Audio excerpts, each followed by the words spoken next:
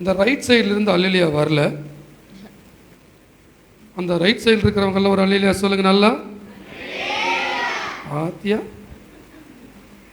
ஆமென். ஏறக்குறைய 9 வாரமாக தேவ அன்பு என்கிற தலைப்பில் தேவ வார்த்தையை பார்த்து கொண்டிருக்கிறோம். எத்தனை பேருக்கு அது ஆசீர்வாதமாக இருக்கிறது? உங்கள் கைகளை தட்டி அதை காண்பீங்க பார்ப்போம். எத்தனை பேருக்கு அது ஆசீர்வாதமாக இருக்கு? Amen. Thank you. God bless you. தொடர்ந்து ஆவியானவர்களை எப்படி எப்படி ஏவுகிற வரைக்கும் ஏவி தேவ அன்புங்கிறது எப்போ எனக்குள்ளே வத்தி போகுதோ, ஸ்டாப் ஆகுதோ, அங்கே நான் நிறுத்த போகிறேன். ஆமென்.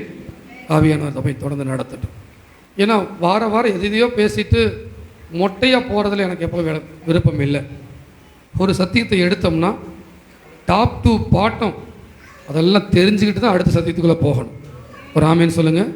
ஏற்கனவே பொருளாதாரம் குறித்து 5 வாரம் பார்த்துட்டோம். இன்னும் ஒரு 5 வாரம் அது போனாலும் போகும். அதை தொடர்ந்து பாருங்கள், கேளுங்க. அதை கேட்க கேட்க வேதம் கற்றுக் கொடுக்குற பொருளாதாரத்தை குறித்த சத்தியம் உங்களுக்குள்ளே அமரும். அப்போ நீங்கள் எதை செஞ்சாலும் அது எப்படிப்பட்டவங்களா செய்வீங்கன்னா தேவனுடைய பார்வையில் தான் அதை செய்வீர்கள். அம்பானி செய்கிறதா இருக்க மாட்டீங்க, அம்ப்ரோஸ் செய்கிறதா இருப்பீங்க. ஒரு ஆமேன்னு சொல்லுவீங்களா? இப்போ அதே மாதிரி தேவ அன்பு. ஏன்னா உங்களையும் என்னையும் மாற்ற போகிறது, உங்களுக்குள்ளும் எனக்குள்ளே வரக்கூடிய மாற்றம் ஓவர் நைட்டில் வரக்கூடிய மாற்றம் அல்ல. இன்றைக்கி நைட்டே நம்ம மனம் திரும்பி அப்படியே பயங்கரமான ஆளாக ஒரு மறுரூபமானவங்களா அன்பானவங்களா இருக்க முடியாது. ஆனால் நம்மளை எது மாற்ற போகுதுன்னா அப்படியே சத்தியம் மாற்ற போகிறது. அது என்ன சத்தியம்னா கர்த்தருக்கு ஸ்தோத்திரம், கிருபை பிரமாண சத்தியம். மோசே கொடுத்த கடுங்கோன்மையான கடுமையான கொடூரமான, போன வாரம் 2 வாரத்துக்கு முன்னாடி பார்த்தது மாதிரி ஊழியக்காரனுக்கு முன்னாடி எதிர்த்து பேசுறியா எல்லாம் அப்படியே தள்ளி நில்லு, மியூசிக்கோட டடரடான் டடரடான் மியூசிக் போட்டு அப்படியே ஒரு அக்கினி இறங்குது ஒரு பக்கம், பூமி பொழக்குது ஒரு பக்கம் அப்படின்னு சொல்லி அப்படி தேவன் செயல்பட்டார் பழைய ஏற்பாட்டில். இன்னைக்கு அவர் அப்படி செயல்பட்டார்னா நம்மள பல பேர் இருக்கவே மாட்டோம். பூமி எப்போவோ நம்மளை தின்றுருக்கும். ஆனால் நம்மளை விட்டு வச்சிருக்கிறார். காரணம் என்னென்னா நம்மளை நேசிக்கிறாரு, நாம் மனம் திரும்புவோன்னு காத்திருக்கிறாரு, நம் மறுரூபமாவோன்னு காத்திருக்கிறார், நமக்கு அந்த சத்தியங்கள் தெரிய வரும்னு காத்திருக்கிறார். அப்படி அவர் நம்மளை மாற்றுறதுக்காக என்ன பண்ணுறாருன்னா ஒரு அக்கினி போடுறார். என்ன அக்கினி போடுறாரு? அன்பின் அக்கினியை போடுகிறார். என்ன அக்கினியை போடுகிறார்? அன்பின் அக்கினி. அதனால தான் ஒரு வீட்டுக்குள்ளே கணவன் மனைவி பிள்ளை என்ன அக்கினி இருக்கணும்னா அன்பு அக்கினி நிறைஞ்சிருக்கணும். அல்லேலூயா. அப்பாவும் அம்மாவும் அன்பான பிள்ளைகளா, அப்பாவும் அம்மாவும் அன்பானவங்களா இருந்தாங்கன்னா அவங்க பிள்ளைகளும் தன்னை போல எப்படி ஆயிடுவாங்க? அன்பானவங்களா மாறிடுவாங்க.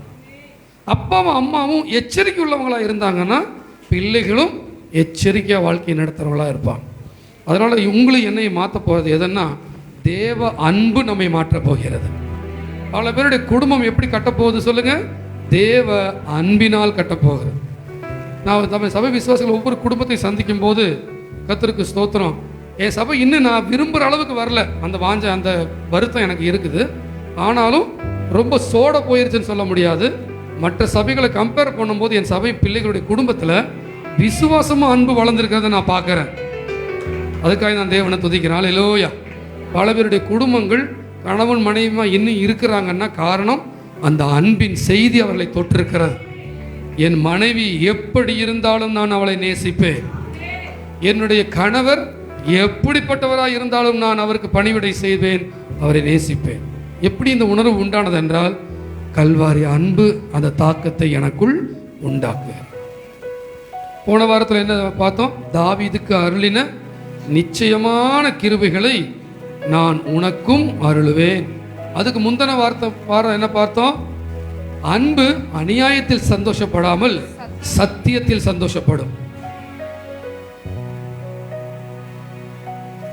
இன்னைக்கு என்ன பார்க்கிறோம்னா ரோமருக்கு எழுதின நிருபம் 5ஆம் அதிகாரம் 8ஆம் வசனம். ரோமருக்கு எழுதின நிருபம் 5:8. நாம் பாவிகளாய் இருக்கையில் கிறிஸ்து நமக்காக மரித்ததினாலே தேவன் நம்மேல் வைத்த வைத்தக்கு அப்புறம் என்ன ஒரு வார்த்தை வருங்களே, தமது அன்பை. தமது விட்டுட்டீங்களே, வைத்த தமது அன்பை விளங்க பண்ணுகிறார். ஆமென். இன்னொரு தடவை வாசிக்கிறீங்களா? மனப்பாடம் பண்ணிக்கிறீங்களா? நாம் பாவிகளாய் இருக்கையில் கிறிஸ்து நமக்காக மரித்ததினாலே தேவன் நம்மேல் வைத்த தமது அன்பை விளங்க பண்ணுகிறார். ஜீசஸ். ஆமென். நாம் எப்படி இருக்கும்போது? பாவிகளாய் இருக்கும்போது. அதை மறந்துடவே கூடாது. நம்ம நிறைய கொடுத்துட்டோம். சின்ன வயசுல இருந்து நான் எல்லாத்துலயும் கரெக்டா இருந்தேன், நான் நல்லவன், நான் நல்லா ஜெபிக்கிறவன், நான் அவ்வளவு பெரிய பாவங்கள்லாம் செஞ்சதில்லை, கரெக்டா தான் இருந்திருக்கிறேன், அதனால கர்த்தர் என்னை நேசிக்கிறார் நீங்க நினைச்சீங்கன்னா உங்களை மாதிரி பரிதபிக்கப்படத்தவங்க இருக்கவே முடியாது. ஏன்னா அப்படிப்பட்டவங்களுக்கு ரட்சிப்பு வராது. யார் தன்னுடைய பாவத்தை உணர்கிறவனாக, தான் பாவி என்பதை அறிந்தவனாக, பாவியாகிய தனக்கு ஒரு இரட்சகர், என்னை விடுவிக்கக்கூடிய ஒருத்தர் வேண்டும், ஒரு பிரஜாபதி வேண்டும் அப்படின்னு உணர்றவனா இருக்கிறானோ அவன் மட்டுமே ரட்சிக்கப்பட முடியும். ஆமென். அவன் மட்டுமே தான் பாவி என்று உணராத ஒருவர் ரட்சிக்கப்பட முடியாது. அதனால நாம் பாவிகளாய் இருக்கையில் கிறிஸ்து நமக்காக மரித்ததினாலே தேவன் நம்மேல் வைத்த தமது அன்பை விளங்க பண்ணுகிறார். இன்றைக்கு உடைய சத்தியம் நம்ம பார்க்க போறது என்னன்னா, அன்பு விளங்க பண்ணப்பட வேண்டும். அன்பு விளங்க பண்ணப்பட வேண்டும். இன்னொரு விதத்தில் சொன்னா, அன்பு பிரயாசப்பட வேண்டும். அன்பு பிரயாசப்பட, யார் சிறப்பாக பிரயாசப்படுகிறார்களோ அவர்களே அன்பானவர்கள். அது குறித்து வசனம் சொல்லுது, ஒருவன் என்னில் அன்பாய் இருந்தால். கவனிக்கிறீங்களா? ஒருவன் என்னில் அன்பாய் இருந்தால் அவனின் வசனத்தை கை கொள்ளுவான், அப்பொழுது என் பிதா அவனில் அன்பாய் இருப்பார், நாங்கள் வந்து அவனோடே வாசம் பண்ணுவோம். 14:23 நாங்கள் வந்து அவனோடைய வாசம் பண்ணுவோம். இப்ப முழுக்க முழுக்க நமக்கு இப்ப நல்லா புரிஞ்சிருச்சு, நாம அன்பு பிரமாணத்தில் இருக்கிறோம். தேவனை அன்பு கூறுறதும் ஜனங்களை அன்பு கூறுறதும் நமக்கு கொடுக்கப்பட்ட கட்டளை. என்ன கட்டளை? ஜெபம் கட்டளை அல்ல, வேற எந்த சடங்குகள் கட்டளை அல்ல.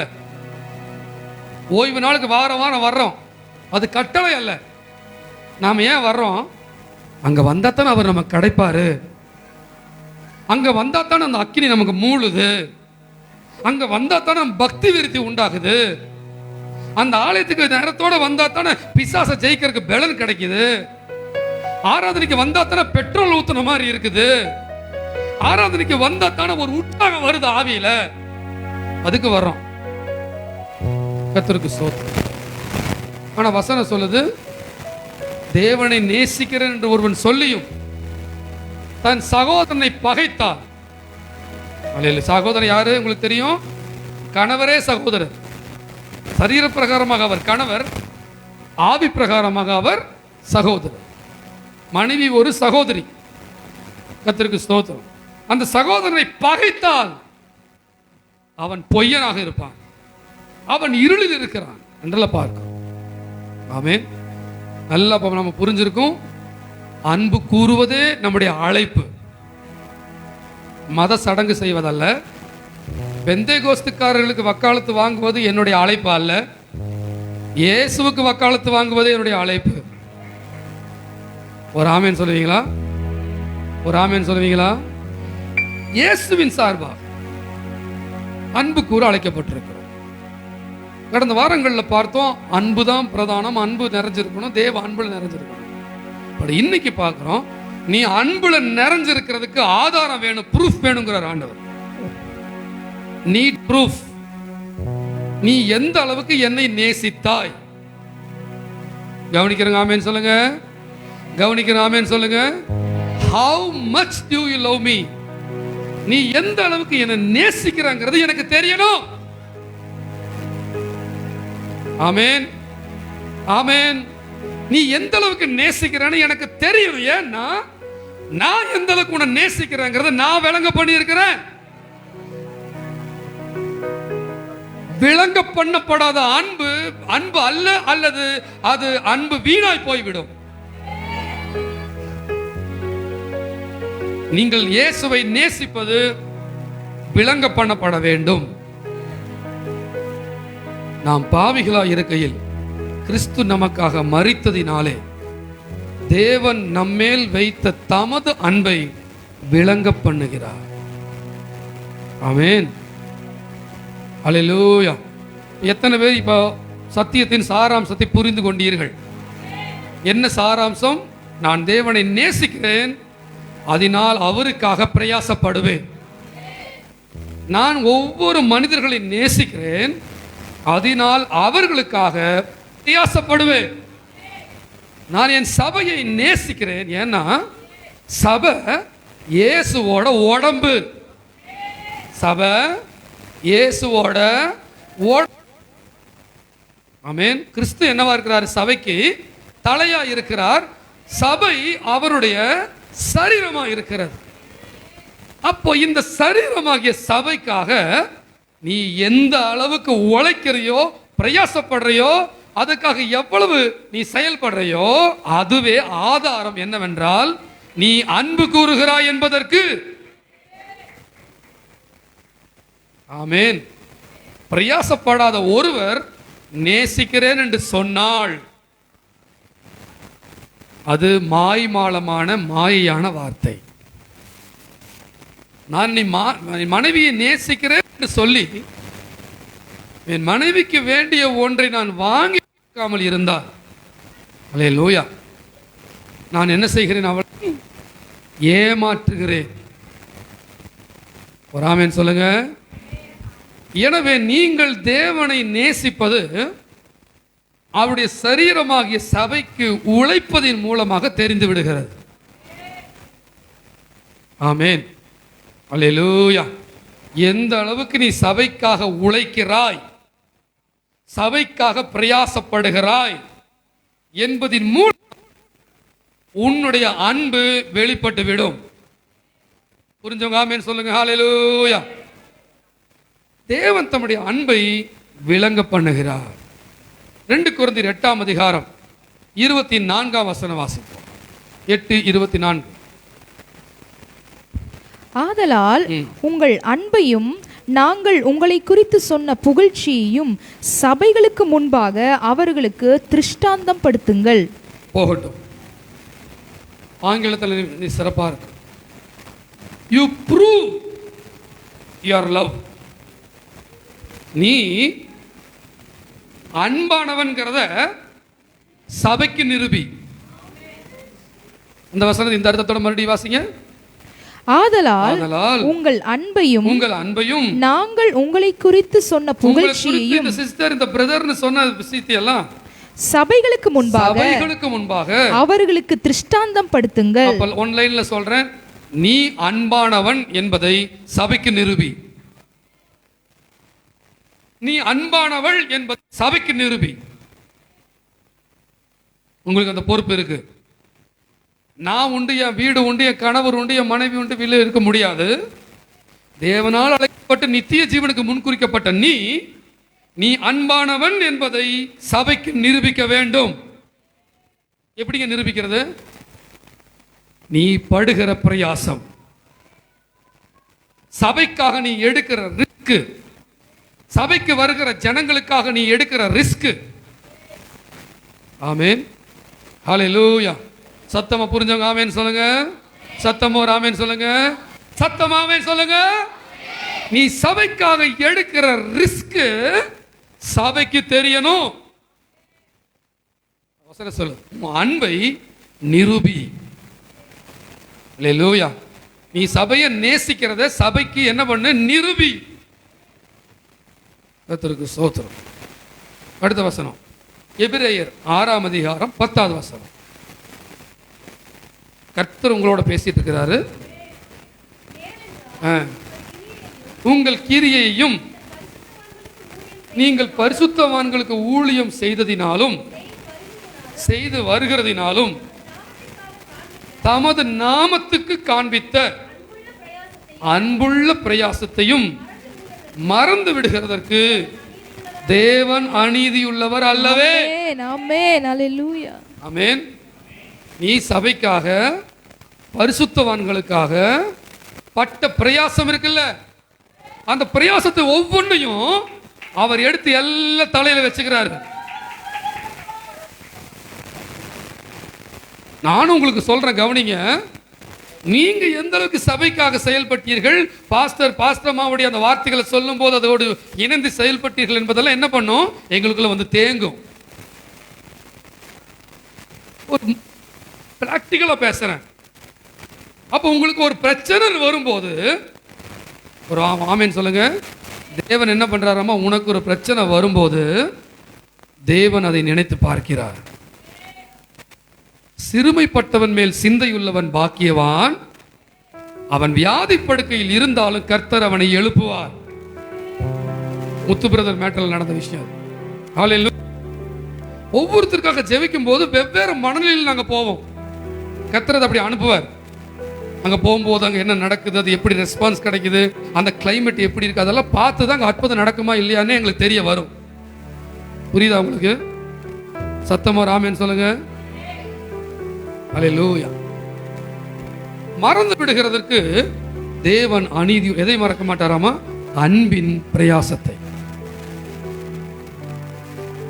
மனுஷங்க கூட மறப்பாங்க. சில சமயம் பாஸ்டர் மனுஷங்க தானே மறந்துடுவாங்க, தெரியாது. அது எப்போ 2015 நடக்கும், 14 நடந்திருக்கும், 2008 நடந்திருக்கும். சர்ச்சு எப்போ ஆரம்பிச்சதுன்னே பல பேருக்கு ஞாபகம் இருக்காது. அதான் மறந்துடும், மனுஷங்க தானே நம்ம. ஆனா கர்த்தருக்கு ஸ்தோத்திரம், தேவன் அநீதி உள்ளவர் அல்லவே. உன்னை கைவிடுவதில்லை, உன்னை விட்டு விலகுவதில்லை, உன்னை கைவிடுவதில்லை, உன்னை விட்டு விலகுவதில்லை. ஆமென். எல்லாம் சேர்ந்து சபைக்காக பிரயாசப்பட இறங்குறீங்கன்னு வச்சுக்கோங்க, அங்க கூட கண்டுபிடிச்சிடலாம் அன்போட லெவலை. உதாரணத்துக்கு நீங்க சபைக்காக உழைக்கலாம், செய்யலாம்னா வந்து பாத்திரத்தை எடுத்து போட்டு கழுவுறீங்க.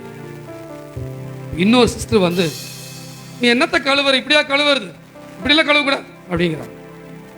அந்த சமயத்தில் உங்களுக்குள்ள இருக்கிற ஒருத்தர் எட்டி பார்ப்பான், நானே பாவம் யாரும் இல்லைன்னு வந்து கழுவுறேன், என்னையே இந்த சிஸ்டர் பண்றாங்களா, இனிமேல் நான் கழுவ மாட்டேன், நமக்கு எதுக்குப்பா வம்பு அப்படின்னு சொல்றது ஒரு ரகம். தேவ அன்புல என் சபை சரீரம்னு நிறைஞ்சிருக்கு பாருங்க ஒரு ஆன்மா. ஆமா சிஸ்டர், நான் இன்னும் நல்லா கழுவுற, கர்த்தர் கிருபை செய்வாரு, நல்லா இன்னும் கழுவுவாங்க. ஒருவேளை அது வரலையா, சரிங்க நீங்க கழுவு, நான் போய் வேணா சர்ச்சுக்கு கூட்டுறேன். இதுதான் நல்ல ஆத்துமா. ஆமென்.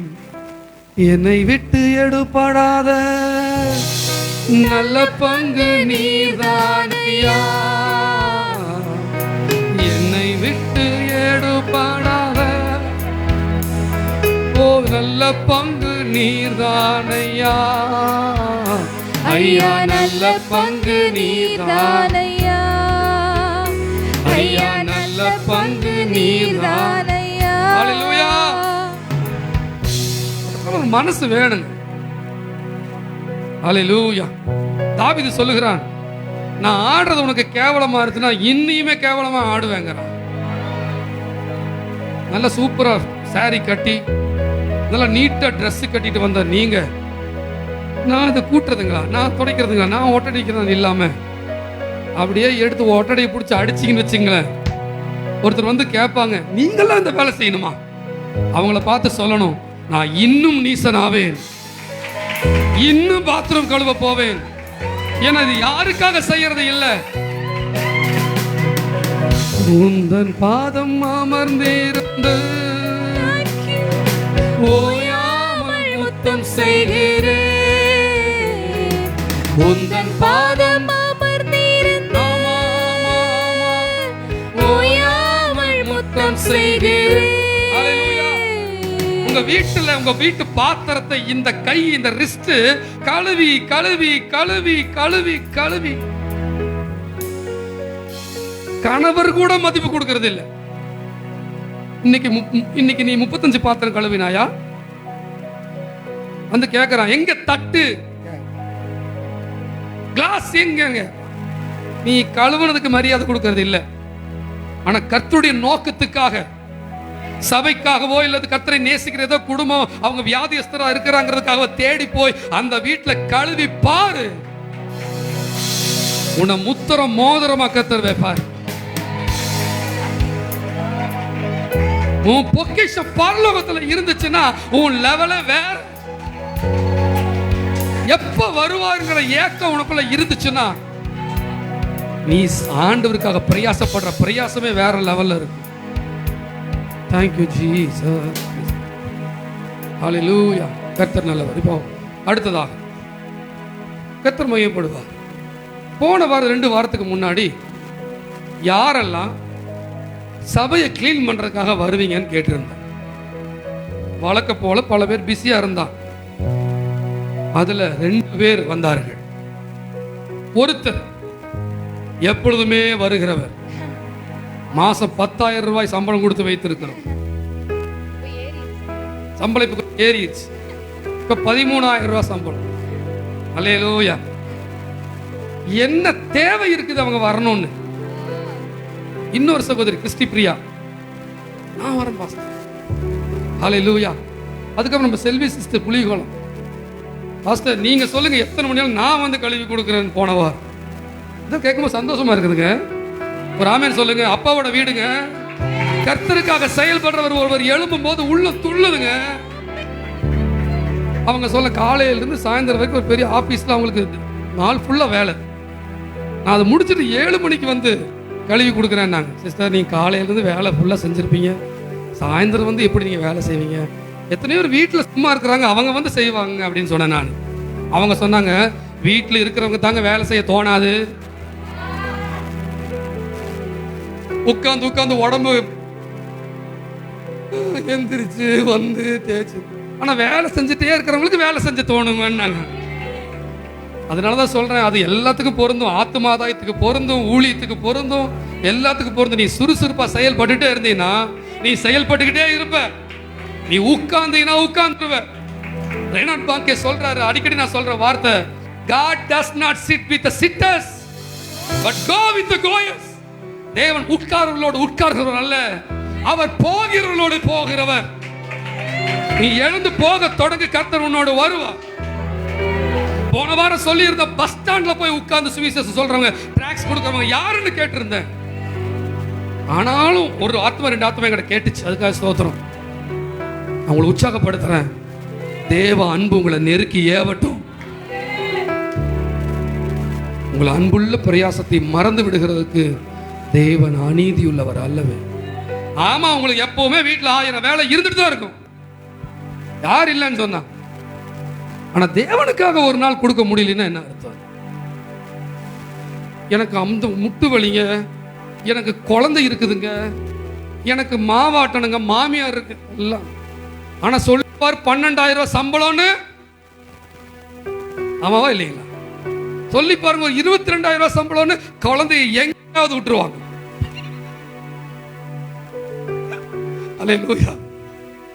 இப்ப என்ன பண்றீங்க? நாங்க இப்ப குழந்தைய மாமியார் பாத்துக்கிறாங்க. அப்ப ஏன் ஒரு நாள் வீடு கூட்டும் போது இங்க யாரும் பார்க்கல? புரிஞ்சு எத்தனை பேர் சொல்றீங்க? ஒரு ஆமென் சொல்லுங்க. என்னை விட்டு எடுப்பாடாத நல்ல பங்கு நீர்தானையா, என்னை விட்டு எடுப்பாடாத நல்ல பங்கு நீர்தானையா, ஐயா நல்ல பங்கு நீர்தானையா, ஐயா நல்ல பங்கு நீர்தானையா. போன்ல உட்கார்ந்து நோண்டி அதை ஷேர் பண்ணி இதை ஷேர் பண்ணி அதை சர்ச் பண்ணி எல்லாம் பண்ணுவாங்க. ஆனா சபையினுடைய பிரசங்கத்தை மட்டும் ஷேர் பண்ண கை வராது, ஆமேன் போட கை வராது.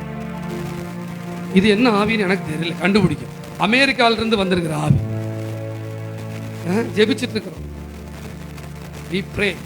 Which spirit is that? அல்லேலூயா. கர்த்தருக்கு ஸ்தோத்திரம். பிரயாசப்பட நம்ம அழைக்கப்படுறோம். அப்படி பிரயாசப்படுறவங்களுக்கு ஒரு ஆசீர்வாதம் சொல்றாரு. அது சொல்லிட்டுமா உங்க முன்னாடி? பிலிப்பியர் 4:3.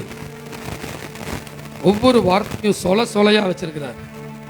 பிலிப்பியர் 4:3. அன்றியும் என் உத்தம கூட்டாளியே அவர்களுக்கு உதவியா இருக்கும்படி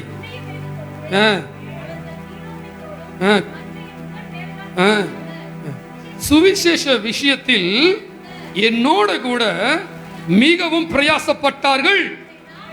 அவருடைய நாமங்கள் ஜீவ புஸ்தகத்தில் இருக்கிறது.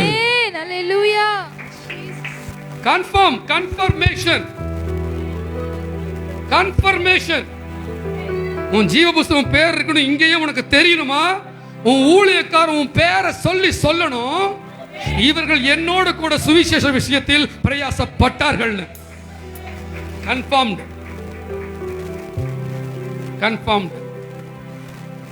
நான் சொல்ல வசனம் சொல்லுது. இன்னொரு அந்த வசனத்தை வாசிங்க.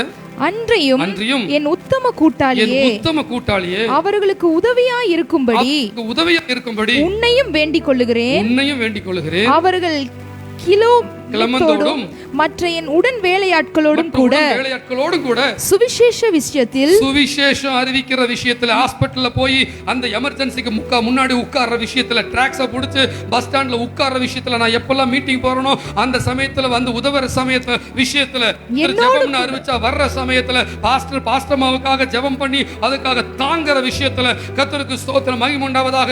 ஏதாவது வீட்டு கூட்டம்னு சொன்னா உடனே வந்து அதை தாங்குற விஷயத்துலன்னு, இப்படி எந்த விஷயத்துலலாம் சுவிசேஷத்தை கொண்டு போறதுக்காக ஊழியர் பிரயாசப்பட்டாரோ அந்த விஷயங்களில் எல்லாம் யாரெல்லாம் வந்து அவரோடு கூட இணைந்தார்களோ, ஆமென், அவருடைய நாமங்கள் ஜீவ புஸ்தகத்தில் இருக்கிறது. பெயர்கள் ஜீவ புஸ்தகத்தில் இருக்கிறது. ஆமென், ஆமென், ஆமென். இருக்குமல்ல, எழுதுவார் அல்ல, இருக்குதுன்னு இப்பவே நான் கன்ஃபார்ம் பண்றேன். இப்பவும் உங்களை பார்த்து சொல்றேன், யாரெல்லாம் கடந்த நாட்கள்ல என்னோட பாஸ்டமாவோட சுவிசேஷ விஷயத்துல இணைஞ்சு ரிஸ்க் எடுத்தீங்களோ அவங்களுடைய பெயர்கள் ஜீவ புஸ்தகத்தில் இருக்கிறதுன்னு நான் சொல்றேன். அது உண்மைன்னு சொல்றவங்க கரங்களை தட்டி சத்தியத்தின்படி ஆமா சொல்லுங்க. சத்தியத்தின்படி ஆமா. ஹல்லேலூயா. சுவிசேஷ பாரம் ஒன்றே என் சுமையாக மாற வேண்டும். சுவிசேஷ பாரம் ஒன்றே என் சுமையாக மாற வேண்டும். என் தேச எல்லை எங்கும் உந்தன் நாமம் சொல்ல வேண்டும். என் ஜீவ நாட்கள் எல்லாம் உந்தன் நாமம் சொல்ல வேண்டும். ஹல்லேலூயா. சுவிசேஷ பாரம் சொல்லுங்க எல்லாரும். இன்னைக்கு பல பேரு நான் சபைக்கு வந்ததுனால, கர்த்தர் தேடினதால என் குடும்பம் நல்லா இருக்குங்கிறதுலே சந்தோஷமா உட்கார்ந்துட்டு இருக்காங்க. உண்மைதான், உங்க குடும்பத்துக்கு அவர் நல்லவராக தான் இருக்கிறார். ஆனா என்னைக்காவது உன்னுடைய குடும்பமோ நீயோ உன் குடும்பத்தை சார்ந்தவங்களோ எத்தனை ஆத்துமாக்கள் ஆண்டவருக்கு நடத்திருக்கீங்க யோசிச்சிருக்கிறீங்களா? அப்படி ஒரு ஆத்மா கூட உங்களால வழிநடத்தப்படாம, ரட்சிக்கப்படாம, சபையில நாட்டப்படாம இருந்துச்சுன்னா your life is lost. நீ ஏதோ ஜீவன் தப்புன மாதிரி பரலோகம் போய்க்கலாம், சொல்ல முடியாது, தெரியாது எனக்கு. ஆனா உன் வாழ்க்கையில இத்தனை கர்த்தர் செஞ்சதும் வேஸ்ட் தான். ஆமென். அல்ல, சுவிசேஷ விஷயத்துல பிரயாசப்படும். எதுக்காக இத்தனை அற்புதங்கள் உனக்கு நடக்குது? எதுக்காக இத்தனை உயர்வுகள் உனக்கு வருது? எதுக்காக இத்தனை ஒரு பாதுகாப்பு உனக்கு உண்டாகுது? எதனால இத்தனை ஒரு சேஃப்டி உனக்கு கிடைக்குதுன்னா, உன் மூலமா பல குடும்பங்கள் கர்த்தரை அறியறதுக்காக, உன்னுடைய வெளிச்சம் இருள பிரகாசிக்கிறதுக்காக. கர்த்தருக்கு ஸ்தோத்திரம், கர்த்தருக்கு மகிமை உண்டாவதாக. சுவிசேஷத்துக்காக, சபையாகிய சரீரம் பெருகும்படியாக, இதற்காகத்தான் ஆண்டவர் உன்னை அழைச்சு செயல்படுறார். ஆனா நீயோ வாங்குற சம்பாத்தியத்தில் சந்தோஷப்பட்டு நன்றி சொல்லிட்டு நீயோ வேணுங்கிறதெல்லாம் வாங்கி சாப்பிட்டுட்டு உனக்கு அற்புதம் நடக்கலைன்னா அதையே நினைச்சு நடக்கலன்னு உட்கார்ந்துக்கிட்டு அது நடந்துருச்சுன்னா அதிலே சுகம்போகமாகி இப்படி உன்னையே ரவுண்டு பண்ணி வாழ்ந்துட்டு இருக்கிற கர்த்தர் சொல்றாரு, அந்த ரவுண்டில் இருந்து வெளியே வா. நான் உன்னை கொண்டு செய்ய வேண்டிய ஒரு காரியம் இருக்கு. ஆனா உன் இருதயம் அதுக்கு ஒத்துழைப்பு கொடுக்காம அது ஏதோ மழுங்கி போய் கிடக்குது. போய் ஜெபத்துல போய் கதறு, என் கடித இருதயத்தை, சுகபோக இருதயத்தை ஒட்டையும் ஆண்டவரே. இந்த நிர்விசாரம் மாறட்டும் அப்பா. நீர் என்ன அழைச்ச அழைப்ப நோக்கி, சித்தத்தை நோக்கி நான் ஓடணும். ஏதோ ஒரு சுகபோக பிம்பம், ஏதோ ஒரு சுயநலம் என்னை சுத்தி மூடின மாதிரி நான் வீட்டோட ஒதுங்கி கிடக்கிறேன். நான் இன்னைக்கு கர்த்தருக்கான ஓட்டத்துல தீவிரமா ஓடல. ஐயோ, என் ஓட்டம் வெறுமையா முடிஞ்சிருமோ? என்னைக்கோல இன்னைக்கே நான் செயல்பட தொடங்குறேன். உன் கைகளுக்கு நேரிடுகிறதை உன் முழு பலத்தோட செய். நீ எதிர்காலத்தில் பெருசா கலக்கிறது இருக்கட்டும், இன்னைக்கு உன்னால என்ன செய்ய முடியுமோ அதை செய்ய ஓடு. அந்த கொஞ்சத்துல கர்த்தர் உன்னை மேன்மைப்படுத்துவார். இன்னைக்கு உன்னால என்ன பண்ண முடியுமோ அதை பண்ணு. உனக்கு பேச வரலையா, நான் டிராக்ஸ் எழுதி வச்சிருக்கிறேன், அதை வாங்கி கொண்டு போய் குடிச்சு அதை படின்னு சொல்லு. போக்கே சொல்ல முடியாது. ஏன்னா இங்க இருக்கிற ஒவ்வொருவருக்கும் சிறப்பாக சண்டை போட தெரியும். அந்த சண்டையில கருத்தாக பாயிண்ட்களை எடுத்து பேச தெரியும். அந்த எதிரணியினர் செய்த தவறுகளை எல்லாம் எந்த மாதம், எந்த நாள், எந்த நேரத்தில் செய்தார் என்பதை அடுக்கடுக்காக சொல்ல தெரியும். ஆனால் சுவிசேஷம் மட்டும் சொல்ல தெரியாது, வாய் வராது. உங்களை பார்த்து உற்சாகப்படுத்துகிறேன். நீங்க அழைக்கப்பட்ட அழைப்புல ஓடுங்க. நிறைஞ்சிருக்கிற தேவ அன்பு உங்களை பிரயாசப்பட வைக்கட்டும். God loves you. 1 கொரிந்தியர் 15:10 சொல்லுது. பவுல் சொல்றார், 1 கொரிந்தியர் 15:10, ஆகிலும் நான் இருக்கிறது தேவனுடைய கிருபையினால இருக்கிறேன். அது சும்மா இருக்கல, அந்த கிருபை என்ன பண்ணுச்சு? அதிகமா என்னை பிரயாசப்பட வைத்தது. ஆகிலும் நான் அல்ல, என்னுடனே இருக்கிற தேவ கிருபையை அப்படி செய்தது. ஒவ்வொரு தடவை இங்க ஆராதனை வைக்கும் போது, சர்ச்சு வைக்கும் போது, வேத பாடம் வைக்கும் போது, ஊழியத்துக்கான அழைக்கும் போது, உன் வீட்டுல முதுகு வலின்னு ஜாலியா கட்டல படுத்துட்டு இருக்கிறியா? அப்படியே சேர்ல உட்கார்ந்து ஜாலியா டீ குடிச்சிட்டு இருக்கிறியா? சர்ச்சில் ஒரு ப்ரோக்ராம் பாஸ்டர் தேவனுடைய ஆவியினால கர்த்தரால் அறிவிக்கப்பட்ட பிற்பாடும் அதுக்கு ஒத்துழைப்பு கொடுக்காம வீட்டுல வந்துட்டு இருக்கிறவங்களுக்கு வெள்ளை பூண்டு இஞ்சி உரிச்சிட்டு இருக்கிறியா? உனக்கு ஒரு ஆபத்து வரும்போது நீ எப்படி ஒரு முகத்தை பார்ப்ப? உனக்கு ஒரு தேவை வரும்போது எப்படி ஒரு முகத்தை பார்ப்ப? உள்ள நொறுங்காதா? இப்படி அசட்டையா ஓடிட்டமே, இவ்வளவு என் தேவன் என்னை அன்பு கூர்ந்து நான் பாவியாய் இருக்கையில் என்னை தேடி வந்து என்னை ரட்சித்தவர், இந்த 2 அலைகள்ல இருந்து என்னை காப்பாத்தினவர். ராகுல் காந்தி சொல்றாரு, இந்தியாவில் 50 லட்சம் பேர் இறந்துட்டாங்கன்னு சொல்றாரு. உண்மையா பொய்யோ? 50 லட்சம் பேர் செத்துருக்கிறார். அதுல நீ சாகல தெரியுமா? எத்தனை தடவை ஆஸ்பத்திரிக்குள்ள நீ போயிட்டு வந்துட்டு நீ சாகல தெரியுமா? உன் குழந்தை சாகல தெரியுமா? உன் கணவர், உன் மனைவி சாகல தெரியுமா? இதெல்லாம் எதுக்காக? ஜாலியா நீ மனம் போட ஓக்கல ஓடுறதுக்காகவா? லாபமான அனைத்தையும் நஷ்டம் என்று கருதுகிறேன். பரம அழைப்பின் பந்தய பொருளுக்கா நான் லக்கை நோக்கி ஓடுகிறேன். பரம அழைப்பின் பந்தய பொருளுக்கா நான் லக்கை நோக்கி ஓடுகிறேன். ஓடுகிறேன், நான் ஓடுகிறேன், என் இயேசுவுக்காய் நான் ஓடுகிறேன். ஓடுகிறேன், நான் ஓடுகிறேன், என் இயேசுவுக்காய் நான் ஓடுகிறேன். ஆமென். அல்லேலூயா, அல்லேலூயா, அல்லேலூயா, அல்லேலூயா.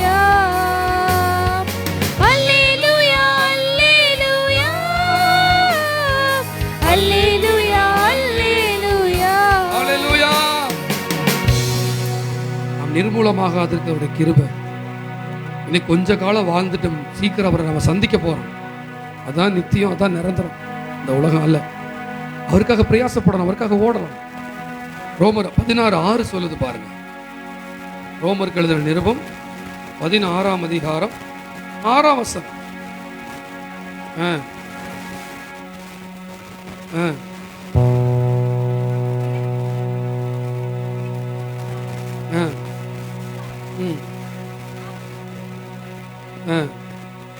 ஆமென். 16:6 சொல்லுது, எங்களுக்காக மிகவும் பிரயாசப்பட்ட மரியாளை வாழ்த்துங்கள். ஹலோ, கவனிக்கிறீங்களா? யாரை வாழ்த்துங்கள்? எங்களுக்காக மிகவும் பிரயாசப்பட்ட, உங்க பேரை போட்டுங்க, அவங்கள வாழ்த்துங்கள். இங்க பல பேரோட பேரை அந்த இடத்துல போட முடியுங்கிறீங்க. பேரை போட்டா தான் வாழ்த்த முடியும். வாழ்த்துறது என்னங்க? நீ நல்லா வாழணும். யாருக்கு நல்லா வாழணும்? யார் மிகவும் பிரயாசப்பட்டார்களோ அவர்கள் நல்லா வாழணும். அப்படிதான் அர்த்தம். அதுக்கு எங்களுக்காக மிகவும் பிரயாசப்பட்ட மரியாளை என்ன பண்ணுங்க எல்லாரும் சேர்ந்து. நீங்க மரியாள்னா இயேசு பெத்த மரியாள் போயிடாதீங்க, இது வேற மரியாள். மரியாளை வாழ்த்துங்க. அல்லேலூயா. இப்ப நீங்க அந்த இடத்துல இருக்கிறீங்களா? இப்ப நான் உங்களை இப்படி சொல்லி வாழ்த்த முடியுமா? எங்களுக்காக மிகவும் பிரயாசப்பட்ட இன்னாரை வாழ்த்துங்கள். ஆமென். நம்ம என்ன ஆராதனை, ஆத்துமாவே கர்த்தரை ஸ்தோத்திரி அப்படின்னு நம்ம கீழே அப்படி போயிட்டு இருந்தது. ஸ்தோத்திரம் ஸ்தோத்திரம் ஸ்தோத்திரம், அவ்வளவுதான். இனி அடுத்து எப்ப யாம் வரும்? அடுத்த வாரம் முடிஞ்சா வருவோம், இல்ல அடுத்த அதுக்கு சொந்தக்காரங்க வந்துடுவாங்க. சில ஜீவ புஸ்தகத்துல பேர் இருக்குன்னு சொல்ல முடியாதுங்கக்கா. ஏன்னா ஒருவன் என்னில் அன்பா இருந்தால் நான் எங்க இருக்கிறேனோ அங்கதான் அவன் இருப்பான். ஆமென். நான் எங்கே இருக்கிறேனோ அங்கேதான் அவன் இருப்பான். இன்னைக்கு சபை மக்கள் ஏற்கனவே பாதி பேர் வரல. அதுக்கு பல காரணங்கள் இருக்கலாம். நாங்கள் போய் ஒவ்வொரு பேராக சந்திச்சுட்டு இருக்கிறோம், கேட்போம். அதுல ஜென்யூனா சில காரணங்கள் இருக்கு, ஆனா சில ஆகாவளி காரணங்கள் இருக்கு. அதை அவளை திட்டமும் நம்ம ஊழியக்காரரும் கொஞ்சம் ரெடி பண்ணி அவன் கடிந்து கொண்டு அப்படிலாம் பண்ணோம்னா அதுவும் பிரச்சனை. ஒரு ஆமென் சொல்லுங்க. நம்மளை பிடிச்சிட்டு நம்ம போனக்கிற சோதரன் சோதரன் சொல்லிட்டு வேற பக்கம் போன போட்டுருவாங்க. பாஸ்டர் என்ன சொல்லிட்டாரு தெரியுமா? என்னை பார்த்து இப்படி சொல்லிட்டாரு. ஏப்பா, அவர் எவ்வளவு நல்லது சொன்னாரு, 99 நல்லது சொன்னார்ல, உனக்கு ஒரு ஓட்டை தான் ஞாபகம் வருதா? போன வாரம் அதை நான் சொன்ன மறுபடியும் ஞாபகம் சொல்றேன். நீங்க ஆவிக்குரியவங்களா இருந்தீங்கன்னா என்ன ஆவியில இருந்து பேசணும்னு கண்டுபிடிச்சிருவீங்க. நீங்க மாம்சத்துக்கு இருந்தீங்களா இருந்தீங்கன்னா சொல்ல வர வார்த்தையில ஓட்ட உடசல் கண்டுபிடிப்பீங்க. புரிஞ்சவங்க ஆமென் சொல்லுங்க. ஹல்லேலூயா ஹல்லேலூயா. பவுல் கேட்கிறாரு, அன்போடு வரணுமா பெரம்போடு வரணுமா? நான் 6வது படிக்கும் போது இந்த ரோட்ல சாந்தி டீச்சர் குடியிருக்கிறாங்க, என்னோட டீச்சர் 6th ஸ்டாண்டர்ட்ல. அப்ப அவங்க அன்பான டீச்சர். 7th போகும்போது 7th Aல ஒரு ரீட்டா டீச்சர்னு ஒருத்தர் இருப்பாங்க, 7th Bல வசந்த் டீச்சர்னு ஒரு டீச்சர். வசந்த் ரீட்டா டீச்சருடைய வாய் பேசும், பட் வசந்த் டீச்சருக்கு அவங்க கையில் இருக்கிற பெரம்பு தான் பேசும். தப்பித்தவரை அடுத்தது அங்கே போயிடக்கூடாதுன்னா எனக்கு கரெக்டாக கொண்டு போய் அங்கேயே மாட்டினாங்க வசந்த் டீச்சர். அவர் தன்னுடைய திறமையினால் பெரம்போடு தான் பேசினார். ஆனால் நல்லா படிக்கிற பசங்களாக இருப்பாங்க பாருங்க. நேற்று போன வாரம் நண்பர்கிட்ட பேசிட்டு இருந்தேன். அந்த அம்மாக்கன் டீச்சரா ரொம்ப நல்ல டீச்சர்னா, தம்பி அது உனக்கு, எனக்கு இல்லை. ஏன்னா நான் 60 வாங்குற ஆள், 60 70, நீ 90 95.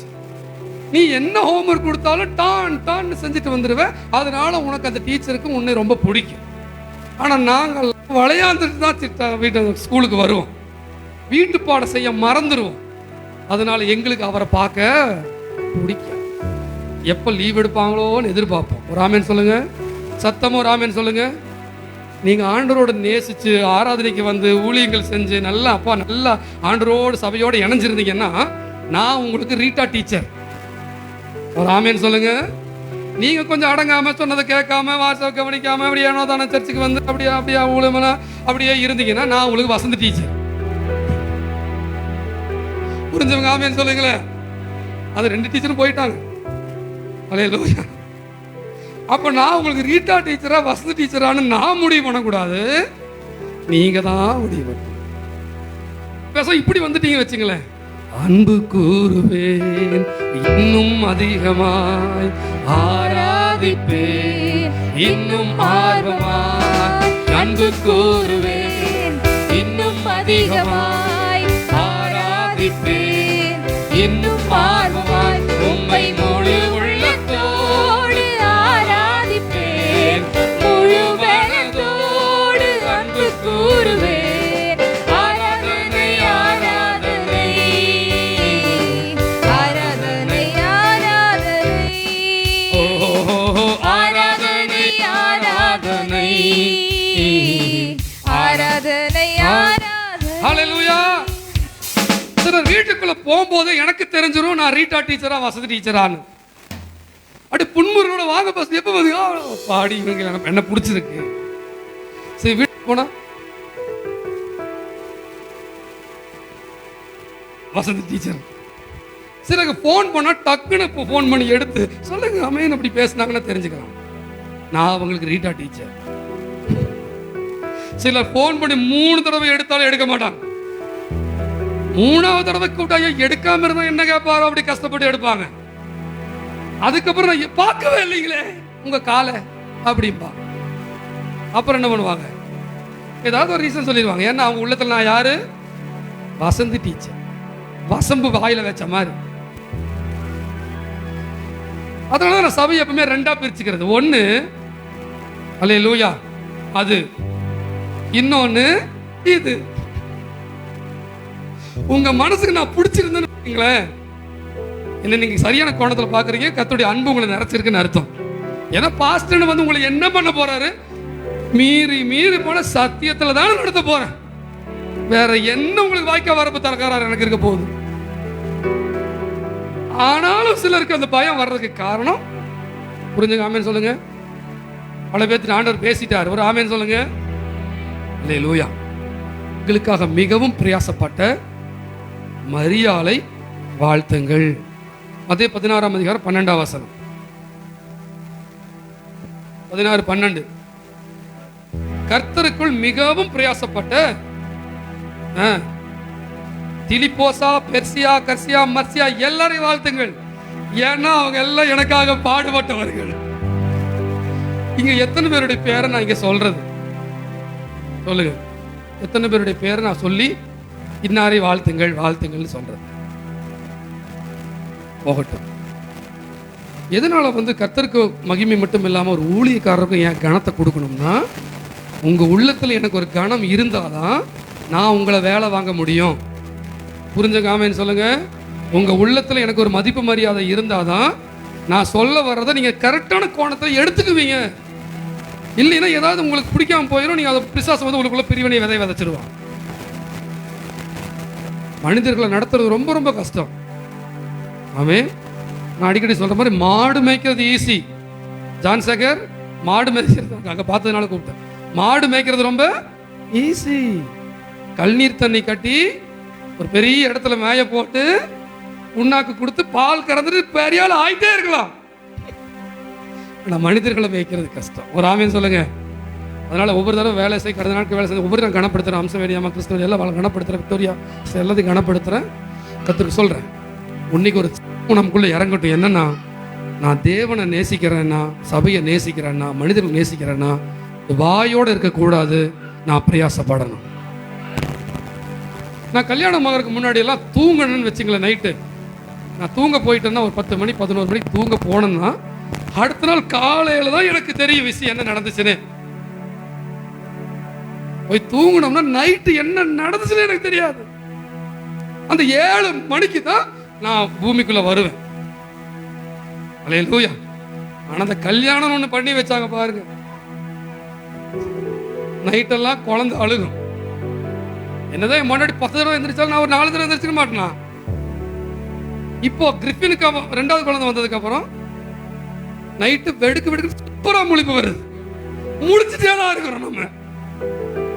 முதல்ல நான் நைட்டு சின்ன வயசா இருக்கும்போது தூங்கும் போது எங்க அம்மா வந்து அடிச்சு உதச்சு முடிய பிடிச்சிருச்சு உதச்சு காலையில் இருந்து அவர் இப்படியெல்லாம் பண்ணியாம்மா, ஏமா என்னை எழுப்பி விடல நேரத்துல. நான் எப்படி தெரியுமா உன்னை எழுப்பி விட்டேன்மா. சின்ன வயசா இருக்கும்போது டூர் கூட மிஸ் பண்ணிட்டேன். 7 மணிக்கு பஸ் போயிருச்சு, டூர் பஸ். ஆனா இப்போ 12, 1, 3, 4, இப்ப மணி எவ்வளவு? 2:15. ஒரு ஆமையை சொல்லுங்க. எல்லாத்துக்கும் அந்த அனுபவம் கல்யாணமானவங்களுக்கு இருக்கும். பல பேர் கல்யாணம் பண்ணணும்னு இருக்கிறாங்க. கல்யாணம் என்னன்னு சொல்றாங்க உலகத்துல? உள்ள போகாதவன் உள்ள போக விரும்புவான், உள்ள போனவன் வெளியே வர விரும்புவான். அதான் கல்யாணம் உலகத்துல பேசிக்குவாங்க. ரைட். அந்த மாதிரி இப்போ அந்த குழந்தைகள் மேல் நாம் வைக்கிற அந்த பாசம், அந்த நேசம் என்ன பண்ணுது? அவங்க கரெக்டா தூங்குறாங்களா? அவங்க நல்லா பெட்ஷீட் போத்தி இருக்கிறாங்களா? அவங்க ஏன் அழுகுறாங்க? அது மூச்சியா, மூக்கு சளி பிடிச்சிருக்கான்னு நைட் நேரத்தில் கூட நம்மளை எழுப்ப சொல்றது. இதுக்கு பேர் தான் அன்பின் பிரயாசம். ஒரு தகப்பனுடைய தாயினுடைய அன்பு.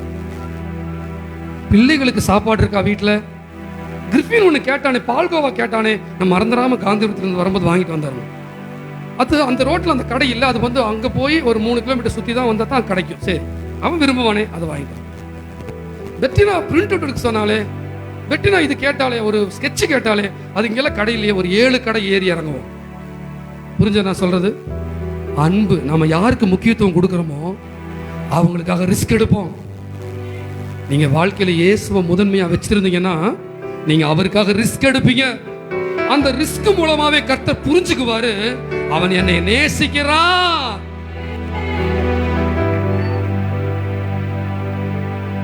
நம்மள கேத்ரின் குல்மான் வந்து ஒரு தவறான ஒரு கான்டாக்ட்ல இருந்துட்டாங்க, ஒரு லவ் பண்ணிட்டாங்க ஒரு ஆம்பளை. அதன் மூலமா ஒரு பெரிய ஆண்டவருக்காக வாழ முடியாம போச்சு. ஒரு கட்டத்துல அவங்கள விட்டுட்டு ஆவியானவர் பிடிச்சிட்டு ஒரு பெரிய அசைவ தேசத்துல கொண்டு வந்தாங்க. அப்ப அவங்க சொன்னாங்க, ஏசப்பா ஆவியானவரே, நான் உங்களுக்கு பிரியமா உங்களுக்காக வாழ்றதுக்கு ஒரு மிகப்பெரிய விலை கொடுத்துருக்கிறேன்ப்பா. ஆனாலும் அதை விட நீங்க 1000 மடங்கு என்னை மகிழ்விக்கிறீங்க. அதை குறித்து இப்ப நான் சந்தோஷப்படுறேன். கிறிஸ்துவ விட்டு உன்னை பிரிக்கிறவா காரியத்தை விட்டு விட ரிஸ்க் எடு. உன் அன்பை வெறும் பாட்டுலையும் ஏதோ மியூசிக்லையும் நீ ஏமாந்துராத. சூப்பரான மியூசிக் பாட்டுல வர்ஷிப் சாங்ஸ் நிறைய யூடியூப்ல வருது, அதை ஹெட்போன்ல போட்டு அப்படியே கேட்டு அது ஜாலியா இருக்குது, கண்ணீர் வரும் நம்பிராத. உன் செயல்ல காமி. ஒரு ஆமென் சொல்லுங்க. நேரமானதுனால ஒரு 2 மிஷனரிகளை பத்தி மட்டும் சொல்லி முடிக்கலன்னா அது இந்த செய்தி முழுமை அடையாது. 1682 சீகன் பால்க்னு ஜெர்மன் தேசத்தை சேர்ந்த ஒரு மிஷனரி தமிழ்நாட்டுக்கு வந்தார். 36 வருடம் தான் வாழ்ந்தார். தினமும் 9 மணி நேரம் தமிழ் கத்துக்கிட்டார். ஜெர்மன்ல வசதியா எப்படியோ வாழ வேண்டிய ஆளு, இந்தியாவுக்கு சுவிசேஷம் வரணும், அதுக்கும் தமிழ்நாட்டுக்கு சுவிசேஷம் வரணும்னு சொல்லி தமிழ்நாட்டுக்கு வந்து தரகம்பாடியில இறங்கி தினந்தோறும் 9 மணி நேரம் தமிழ் கத்துக்கிட்டார். படிக்கிறதுக்கு 9 மணி நேரம், கடற்கரையில் போய் தமிழை எழுதி பார்க்கறதுக்கு பல மணி நேரம் எழுதி தமிழை கத்துக்கிட்டு, அந்த சமயத்தில் நேர்மையா இருந்ததுனால சிறைக்கு போய் வெயில் தாங்காம அந்த சிறையில உடம்புல தடிப்பா வந்து சிகப்பு கலரை மாறி பாடுபட்டு, அந்த கஷ்டத்தின் மத்தியிலையும் உங்க கையில் இருக்கிற தமிழ் வேதாகமத்தை சீகன் பால்கு தான் எழுதினார். ஜெர்மனிலிருந்து வந்த ஒருத்தர் அன்பை பேசி கொண்டிருக்காமல் ரிஸ்க் எடுத்ததுனால இந்த வேத சத்தியம் உங்களுடைய என்னுடைய கையிலே வந்திருக்கிறது. ஹல்லேலூயா. அது மட்டுமல்ல, பெண்களுக்குன்னு தனியா ஸ்கூல் ஆரம்பிச்சது இந்த சீகன் பால்கு தான். அது மட்டுமல்ல, இந்த இந்தியாவில் முதலாக மதிய உணவு திட்டத்தை கொண்டு வந்தது எம்ஜிஆரோ காமராஜரோ அல்ல, 1700 சில்லறையே சீகன் பால்கு கொண்டு வந்து விட்டார். ஏறக்குறைய 20,000 குழந்தைகளுக்கு அவர் கர்த்தருக்கு ஸ்தோத்திரம் மதிய உணவு அளித்து சேவைகள் செய்தார். பின்பதாக வில்லியம் கேரி ஜூன் 13ஆம் தேதி 1793 தன்னுடைய இங்கிலாந்தில் வாழ்ந்த வாழ்க்கையை விட்டுவிட்டு தன் குடும்பத்தோடு மனைவி பிள்ளைகளோடு கல்கத்தா வந்து இறங்கினார். அந்த இடத்தில் கிளைமேட் உணவுகள் ஒத்துக்கொள்ளாததினால் தன்னுடைய 2 பிள்ளைகளும் மரித்தார்கள்.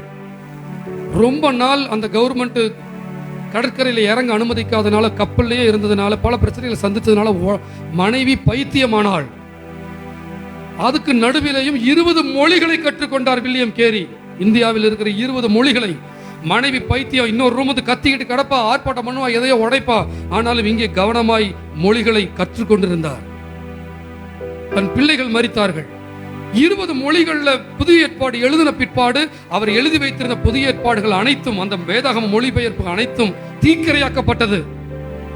அதை பார்த்து மனம் அடிவாம மறுபடியும் முன்னேறி சென்று 40 மொழிகளில் வேதாகமத்தை மொழிபெயர்த்தார்.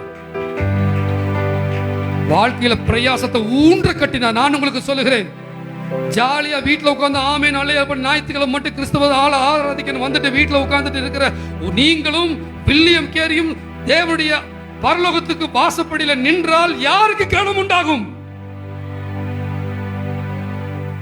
அன்பை பேசிக்கொண்டு மியூசிக்கை கேட்டுட்டு ஆராதிச்சுட்டு இருக்கிற உங்களுக்கும் எனக்குமா, அல்லது பிரயாசப்பட்ட வில்லியம் கேரியை கர்த்தர் கனப்படுத்துவாரா?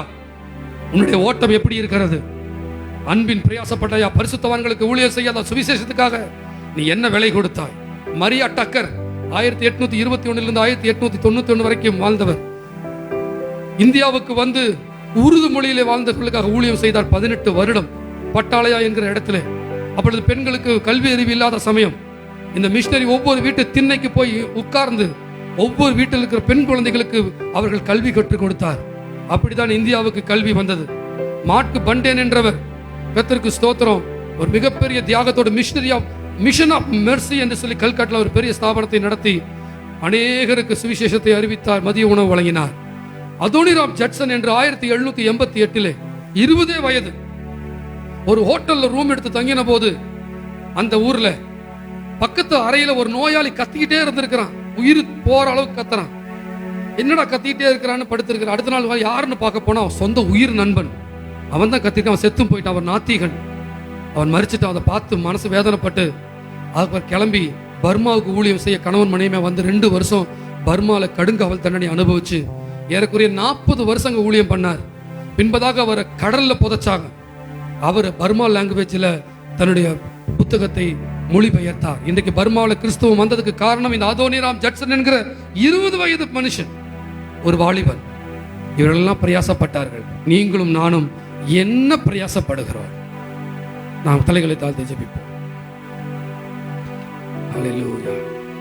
அப்பா, நான் இனி பிரயாசப்படலப்பா.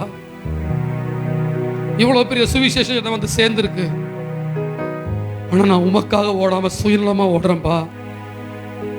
என்னை குறித்த தேவ சித்தத்துக்கு நேராக நான் காத்திருந்து அது என்னன்னு தெரிஞ்சுக்கிட்டு அதை நோக்கி ஓடாம ஏதோ வார சர்ச்சுக்கு வந்துட்டு ஆமேன் போல ஆண்டவரை அறிஞ்சிட்டு இருக்கிறேன்னு சொல்றேன். எனக்குள்ள இருக்கிற அன்பு இன்னும் செயல்பாட்டுக்கு வரலப்பா.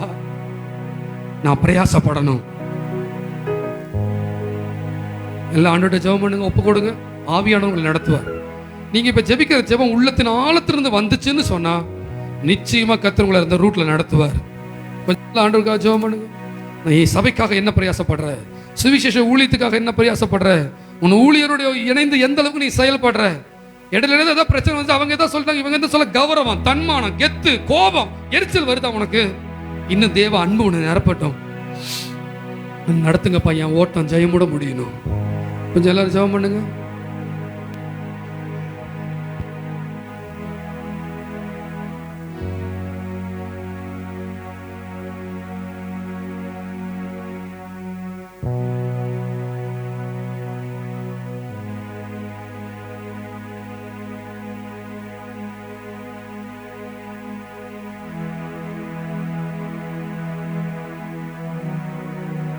படிச்சிட்டீங்களா? இங்கிருந்து ஒரு வல்லமையில ஊழியன் எழும்பட்டுமே, இங்கிருந்து ஒரு மிஷினரி எழும்பட்டுமே, இங்கிருந்து ஒரு நல்ல ஜெபக்குழு நடத்துறவங்க எழும்பட்டுமே, இங்கிருந்து ஒவ்வொருவருமே தேவனுக்கு பிரயோஜனமானவங்களா எழும்பட்டுமே. சுயநல வாழ்க்கையிலிருந்து என் பிள்ளைகள் வெளியே வரட்டும். கர்த்தரை நேசிக்கிறதுல, கர்த்தரை குறித்து பேசுறதுல, கர்த்தருக்கு கொடுக்கறதுல, மாதம் தசம பாகங்கள் கொடுக்கறதுல, அதுக்கும் அதிகமா கொடுக்கறதுல ஒரு அன்பு நம்மள உள்ளத்தை நிரப்பட்டும். யாரை நம்பி உன் பொருளாதாரம் இருக்கு? என்ன தைரியத்தில் நீ கர்த்தருக்கு கொடுக்கிற காரியங்கள்ல இவ்வளவு சுணக்கமா இருக்கிற? எந்த தைரியத்துல நீ இருக்க? ஒரே தைரியம் தான், கிறிஸ்துவே என் பொருளாதாரம். நல்ல ஆண்டவருக்காக பிரயாசப்படுவோம்.